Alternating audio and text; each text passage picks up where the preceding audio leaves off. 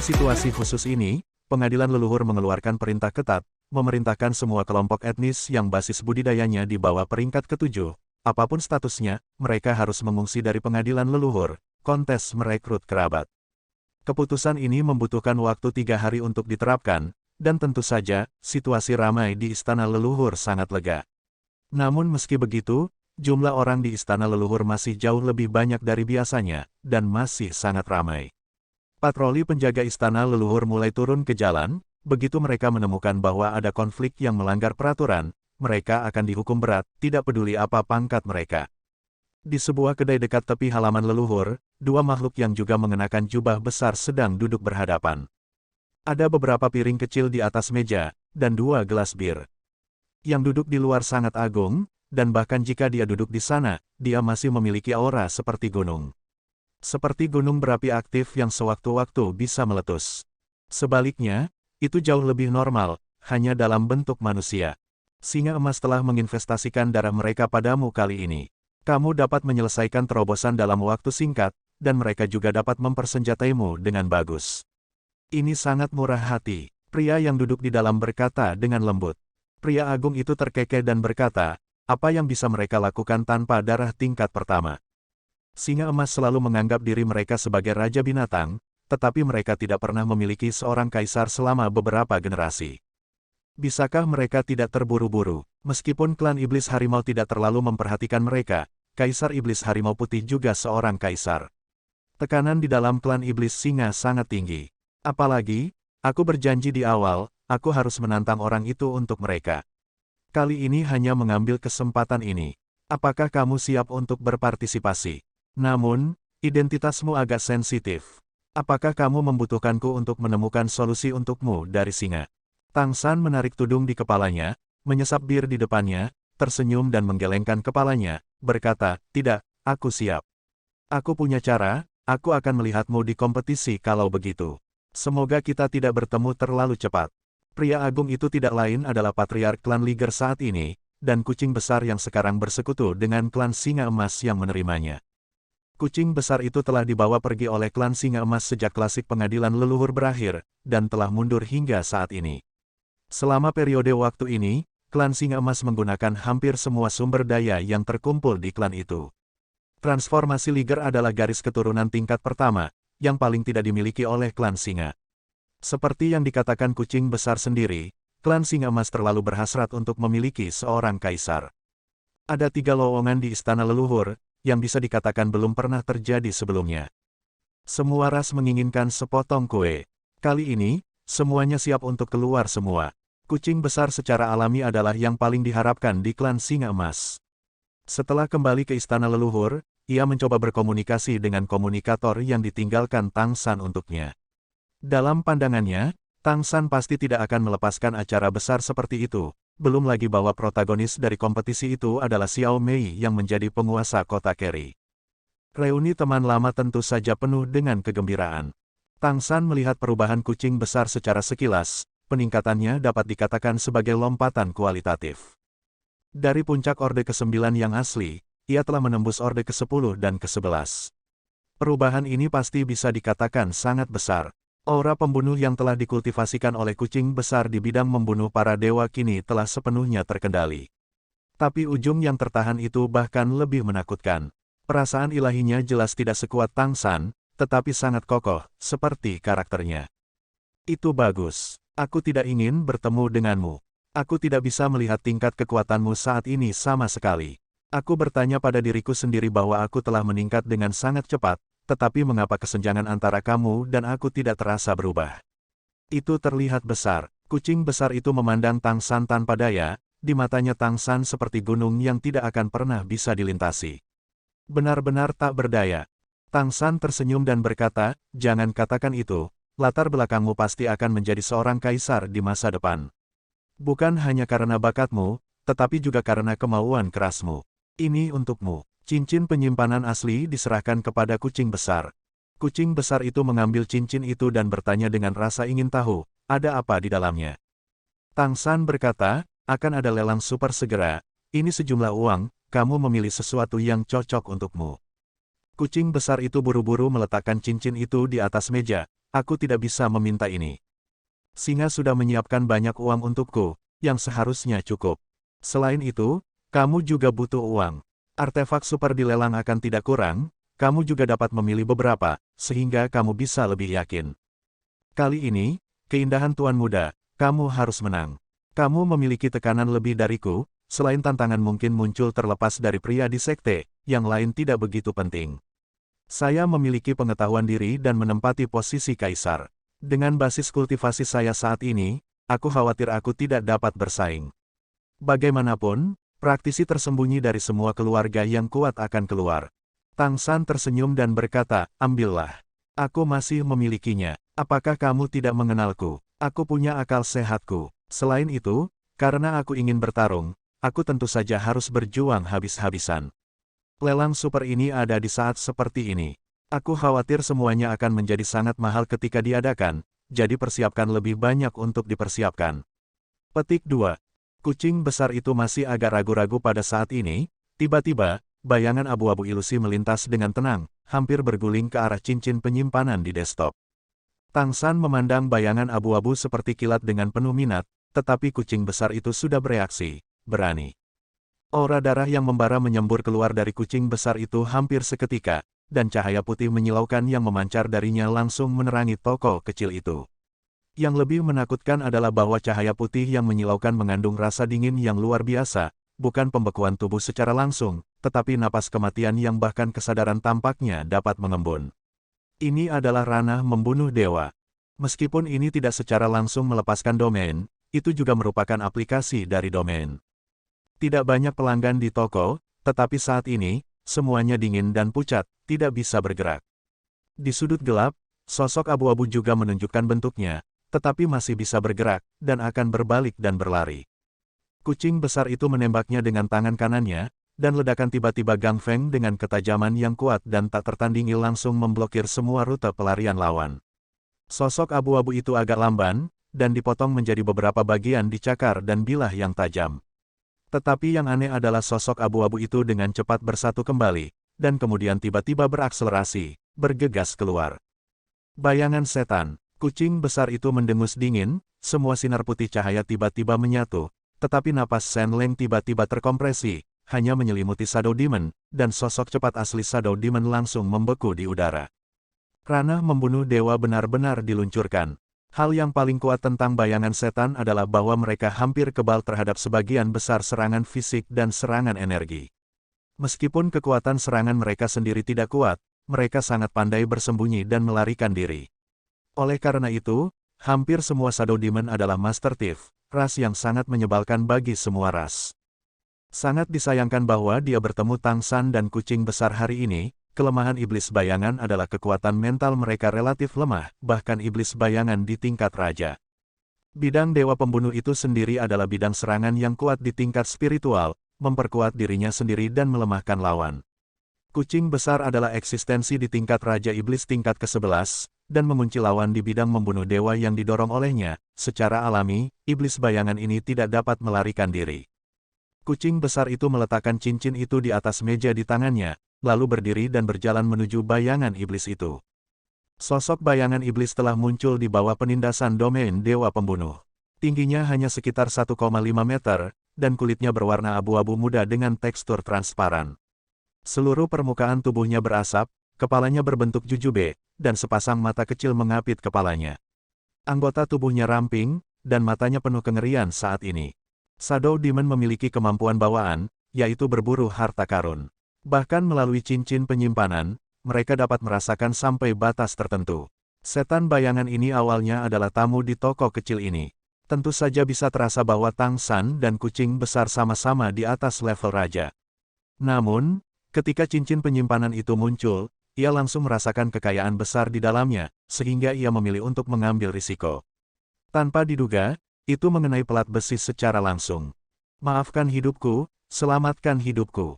Di pengadilan leluhur tidak bisa bertarung. Aku tidak melakukan apa-apa. Bayangan iblis itu sangat licik. Ditekankan bahwa istana leluhur tidak bisa melawan, dan kemudian menekankan bahwa tidak melakukan apapun untuk menangkap pencuri dan menangkap barang curian, itu memang tidak berhasil. Sulit untuk mengatakan kapan patroli ada di sini. Tang San berkata dengan acuh tak acuh, benarkah? Sebuah cahaya dan bayangan menyala, itu adalah cahaya dan bayangan yang direkam sepenuhnya melalui akal ilahi, dengan jelas merekam seluruh proses bagaimana Hui Ying menyerang mereka dan bagaimana itu dikendalikan oleh kucing besar. Pengadilan leluhur dengan tegas memerintahkan tidak ada konflik. Jika kamu mengambil inisiatif untuk menyerang kami, itu tetap pencurian. Kamu harus mati. Bayangan iblis menggigil dengan cerdas, ia mengerti bahwa itu benar-benar mengenai pelat besi, dan pihak lain dapat menggunakan indera ilahi untuk menelusuri kembali situasi barusan, dan kekuatan indera ilahi ini saja tidak akan pernah dikendalikan, di bawah kekuatan diri sendiri. Keduanya tidak pada level Raja Iblis, tetapi pada level Raja Iblis besar. Di istana leluhur dalam keadaan normal, bagaimana mungkin Raja Iblis besar muncul di sini? Tapi sekarang setelah muncul, tidak ada keraguan tentang iblis bayangan ini. Siapa yang membiarkan persaingan untuk tahta kaisar hampir mengumpulkan praktisi tingkat ke-11 di seluruh benua ke halaman leluhur? Aku salah. Kedua orang dewasa menyelamatkan hidupku. Aku benar-benar tahu aku salah. Aku bersedia menebus dosa-dosaku, dan aku bersedia membeli hidupku dengan harta di tubuhku. Di alam membunuh dewa, Raja Bayangan Iblis merasa bahwa kucing besar itu akan membunuh kapan saja. Sedangkan untuk diriku sendiri, dengan bukti Tang San, membunuhnya akan membuang-buang waktu. Bawa ke sini untuk berbicara. Tang San mengangguk ke kucing besar itu. Oke, kucing besar itu setuju, dan Liger Jin Gang membungkus iblis bayangan dan kembali ke meja. Tang San menundukkan kepalanya, tidak membiarkan iblis bayangan melihat penampilannya sendiri, dan berkata dengan acuh tak acuh, berapa banyak dari kalian iblis bayangan yang datang untuk mencuri ayam dan anjing di halaman leluhur kali ini? Meskipun kamu seorang kontestan, kamu tidak bisa menghina keluarga iblis bayangan kami seperti ini. Kata iblis bayangan dengan marah. Menghina. Tang San tertawa, kamu bahkan iblis bayangan tingkat raja datang untuk mencuri, tapi aku malu untuk mengatakan bahwa aku menghinamu. Jangan lupa, hidupmu masih ada di tangan kami. Percayalah atau tidak, aku punya 100 cara untuk membuatmu bertahan dan mati. Saat dia berbicara, kesadaran Tang San telah dilepaskan, mengambil alih kucing besar untuk membungkus iblis bayangan. Segera, Shadow Demon hanya merasakan bahwa dalam kesadarannya sendiri, seolah-olah dia telah datang ke neraka, semua yang ada di sekitarnya berubah, sepertinya di depannya bukan dua orang kuat dari iblis elit, tetapi dua kaisar iblis besar. Ada perasaan tertelan dan terbelah oleh kesadaran sendiri. Aku berkata, keluarga Shadow Demon tidak pernah keras kepala, dan segera membuat pilihan yang tepat. Tang San berkata dengan acuh tak acuh, aku akan mengajukan pertanyaan kepadamu, kamu menjawab. Kamu harus memahami bahwa ketika kamu berbohong, kesadaranmu akan berubah. Jika kamu pikir kamu dapat menyembunyikan masa lalu, kamu tidak harus mengatakan yang sebenarnya. Aku akan mengekstraknya langsung dari kesadaranmu. Kucing besar itu berkata dengan marah, itu benar, kamu dapat langsung mencari jiwa, jadi kamu tidak perlu berbicara omong kosong dengannya. Jangan. Aku bilang, aku akan mengatakan apa saja. Shadow Demon ngeri, tentu saja tahu apa konsekuensi dari mencari jiwa, dan lautan kesadarannya sendiri mungkin akan hancur, dan bahkan jika itu bertahan, itu akan selamanya menjadi keberadaan bodoh. Terlebih lagi, kesadaran spiritual dari keluarga iblis bayangan itu sendiri tidak kuat, setelah dicari jiwanya, masih menjadi pertanyaan apakah ia bisa bertahan.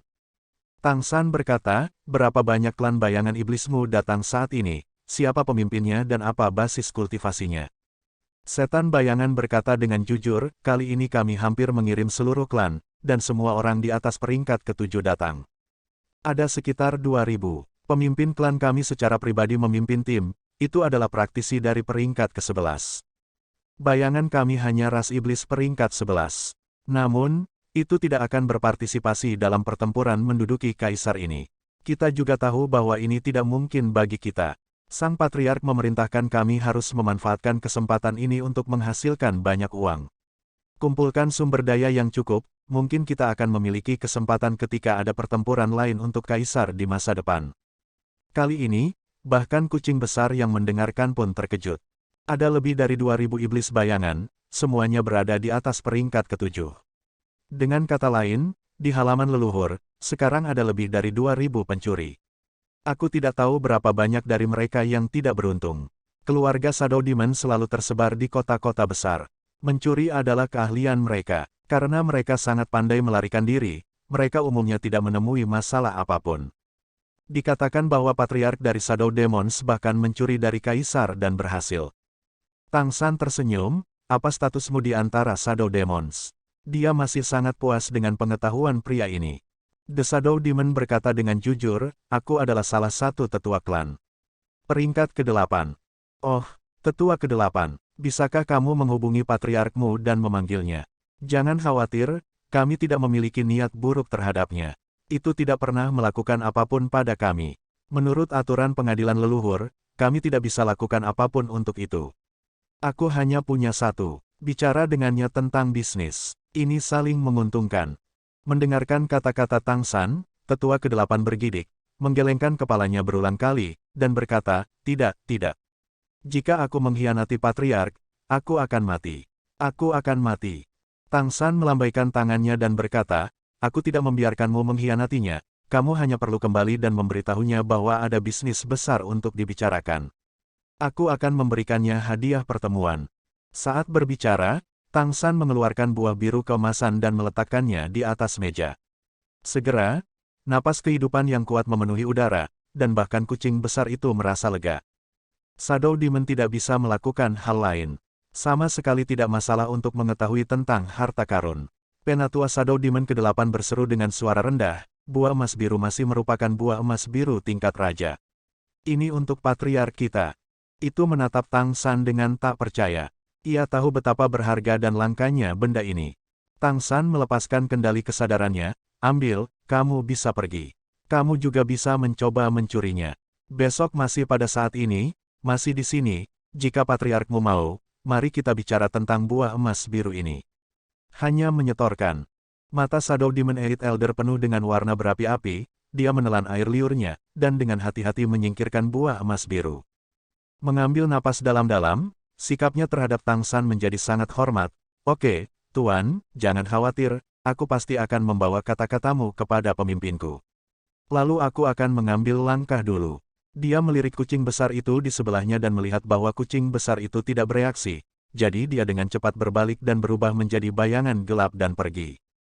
Melihatnya pergi, kucing besar itu berkata dengan ragu, apa gunanya menemukan sekelompok pencuri? Apa yang ingin kamu lakukan dengan mereka? Tang San tersenyum dan berkata, iblis bayangan bukan pencuri biasa. Meskipun kesadaran mereka yang lemah adalah kelemahan, kemampuan mereka sendiri untuk menyembunyikan diri sangat kuat. Jika tidak mengambil inisiatif untuk menyerang kita sekarang, kultivasi mereka jauh lebih rendah dari kita. Dalam keadaan seperti itu, kami tidak menemukan keberadaannya. Ini adalah bakat. Aku membutuhkan mereka untuk membantuku mencuri sesuatu. Setan bayangan memiliki masalah serius, yaitu, masa hidup mereka pendek, dan bahkan kultivasi di luar tingkat raja tidak dapat mengubah ini. Satu hal, efek buah emas biru bahkan lebih penting bagi mereka daripada artefak, dan efeknya pada mereka lebih baik daripada ras lain. Tidak mungkin bagi patriark mereka untuk tidak dipindahkan. Kucing besar itu tersenyum dan berkata, sepertinya urusanmu akan selesai. Tang San tersenyum dan berkata, ini tidak lebih dari paksaan dan bujukan. Dengan bujukan keuntungan yang cukup, orang-orang yang hidup dalam bayang-bayang ini dapat melakukan apa saja. Kucing besar itu berkata, apakah ada yang perlu aku lakukan? Tang San menggelengkan kepalanya dan berkata, tidak, kamu hanya dapat berpartisipasi dalam kompetisi. Kali ini sebenarnya adalah kesempatan yang baik untuk mempertajam dirimu. Dapat dikatakan bahwa yang terkuat di bawah kaisar akan muncul dalam kompetisi ini, dan untuk bersaing untuk tahta kaisar, semua orang akan melakukan yang terbaik, dan kesempatan langka ini harus direbut. Ini adalah waktu terbaik untuk mengasah diri. Saat menghadapi lawan, lindungi dirimu. Aku mengerti. Kucing besar itu mengangguk, dia tahu apa yang dimaksud Tang San. Mengucapkan selamat tinggal pada kucing besar itu, Tang San kembali ke istana leluhur sendirian. Kemunculan Shadow Demon hari ini memberinya keinginan dan ide yang berani. Namun ide ini masih perlu dikomunikasikan lebih lanjut dengan kepala klan Shadow Demon untuk menentukan apakah itu benar-benar dilaksanakan. Untuk Shadow Demons, itu akan sangat berisiko. Tentu saja, Tang San pasti akan memberikan harga yang bisa mereka setujui. Hanya ada 3 hari tersisa sebelum pelelangan super. Melalui pengamatan Lingki Tianyan, Tang San dapat melihat bahwa keberuntungan di istana leluhur sangat kuat dan kohesif, hampir kembali ke puncak semula. Ini jelas dikendalikan oleh klan Tianhu dalam kegelapan, muncul dari leluhur pohon dan membawa sumber kehidupan ke benua peri, sehingga keberuntungan dapat ditingkatkan lagi. Dan untuk menggunakan kompetisi ini untuk merekrut kerabat dan lelang super untuk menyingkat popularitas seluruh benua, itu adalah cara yang baik untuk memadatkan keberuntungan. Semakin banyak keberuntungan yang terkondensasi di istana leluhur, semakin stabil posisi sentral benua peri ini. Dan Gunung Suci Rubah Surgawi di sini dapat memperoleh lebih banyak berkah keberuntungan, yang berguna bagi Kaisar Iblis Rubah Surgawi untuk memulihkan konsumsi sebelumnya. Ini semua konspirasi, dan semua orang bisa melihatnya. Tetapi keberuntungan yang kental dari istana leluhur adalah hal yang baik untuk Kekaisaran Tianyu dan Kekaisaran Richen. Secara alami, itu akan mendapat dukungan dari semua kaisar. Ini akan membangkitkan badai di halaman leluhur lagi. Jika semuanya berjalan dengan baik kali ini, maka dia akan meletakkan fondasi bagi dirinya dan Xiao Mei untuk menjadi kaisar, dan kemudian menumpuk lagi, menunggu kesempatan untuk menerobos menjadi kaisar. Begitu dia dan Xiao Mei keduanya menjadi kaisar, aku khawatir mereka akan secara resmi berdiri di sisi yang berlawanan dari dua kaisar dari klan peri. Selama 3 hari berikutnya, Tang San mengurangi berapa kali dia meninggalkan Dewan Pengadilan Leluhur, hanya pergi mencari Xiao Mei, dan menghabiskan sisa waktu berkultivasi di Dewan, menunggu pelelangan. Dia belum melihat Kaisar Tianyang Tianjing lagi baru-baru ini, dan bahkan tidak ada napas Kaisar di Istana Leluhur. Aku tidak tahu apakah Kaisar ini semua menggiling senjata mereka untuk generasi muda yang berpartisipasi dalam kompetisi untuk ras mereka sendiri. Bagaimanapun, yang diketahui Tang San adalah bahwa Kaisar Iblis Harimau Putih Besar dan Kaisar Iblis Abadi Besar sering menginstruksikan Xiao Mei untuk berkultivasi. Kedua kaisar jelas memiliki harapan besar untuknya. Sebaliknya, ayah biologis Kaisar Iblis Agung Jing Feng tidak muncul. Alasan utamanya adalah dia tidak berani muncul. Sekarang Sukin berada di samping Kaisar Iblis Harimau Putih Besar. Setelah Kaisar Iblis Agung Jing Feng tahu bahwa dia telah datang ke istana leluhur, dia datang untuk mencarinya beberapa kali, tetapi dikalahkan oleh Kaisar Iblis Harimau Putih Besar. Ini mungkin kaisar paling tragis dalam sejarah, tetapi dia tidak masuk akal, dan Sukin tidak ingin melihatnya. Lelang Super Zhuting ini akan diadakan di Lelang Agung Zhuting. Dapat dikatakan bahwa satu suara sulit didapat. Hampir semua bangsawan yang datang ke istana leluhur ingin berpartisipasi dalam pelelangan ini, bukan karena mereka benar-benar ingin menawar, tetapi mereka semua memiliki sikap yang baik bahkan jika mereka hanya melihatnya.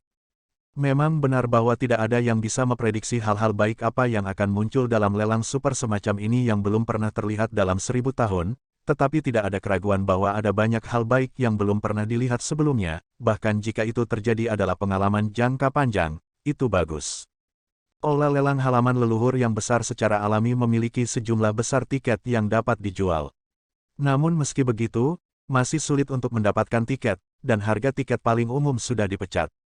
Uang tiket saja sudah cukup bagi Zhuting untuk menghasilkan banyak uang. Dan sebagai tiket masuk ke ruang VIP lelang pengadilan leluhur, itu bukan sesuatu yang bisa dibeli dengan uang. Semua kaisar memiliki kamar eksklusif mereka sendiri. Selain itu, hanya penguasa kota dari kota-kota besar yang dapat memiliki kamar eksklusif. Dan bahkan para patriark dari ras darah tingkat kedua tidak bisa mendapatkan ruang VIP untuk menawar, dan hanya bisa berada di kursi publik dengan penawar biasa. Patriark ras darah tingkat pertama bisa mendapatkan ruang VIP, tetapi harganya juga sangat tinggi. Tang San, sebagai patriark klan Pohon Emas Biru dan penguasa kota-kota Jianmu, secara alami memiliki ruang VIP eksklusifnya sendiri. Kamar VIP-nya dapat menampung sekitar 10 orang pada saat yang sama, dan perlakuan penguasa kota utama sangat berbeda. Terlebih lagi, orang yang bertanggung jawab atas pelelangan besar tahu bahwa klan Pohon Emas Biru sangat kaya.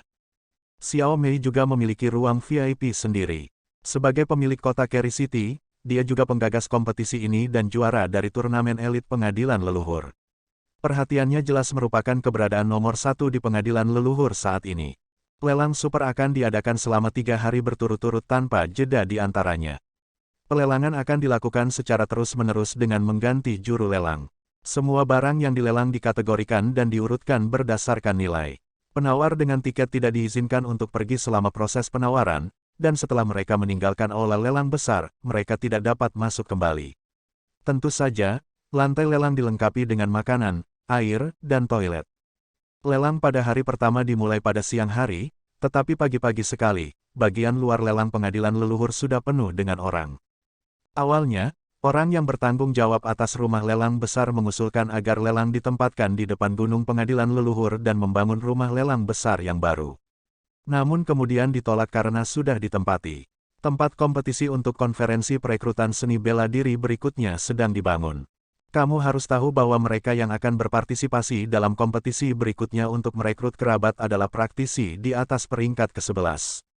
Praktisi tingkat ini akan menyebabkan terlalu banyak kerusakan selama pertempuran.